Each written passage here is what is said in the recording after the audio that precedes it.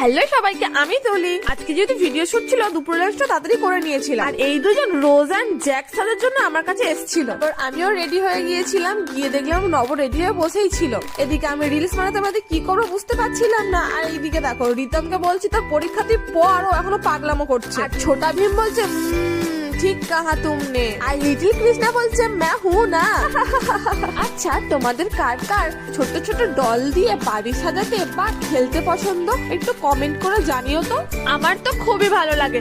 আমার dream হাউসটা complete হলে আমিও এইভাবেই সাজাবো। এখানে আরো কিছু ভিডিও শুট চলছিল, তারপর আমি চলে গেছিলাম মামার বাড়ি। আমার বাড়ি থেকে আমার মামার বাড়ি খুবই কাছে, ধরে নাও 30 সেকেন্ডের রাস্তা। ছোট মামি বানিয়েছিল চা, আর বড় মামি নিয়ে এসেছিল মুড়ি। তারপর চা আর বাদাম মুড়ি খেতে খেতে এটাই আলোচনা হচ্ছিল নেক্সট ইয়ার কার পালা আর কিভাবে হবে। ঠিক আছে, এই গল্পে পরে আসবো। এখন দেখো আমি একটা কত সুন্দর কেক বানিয়েছি, কেমন হয়েছে কমেন্ট করো।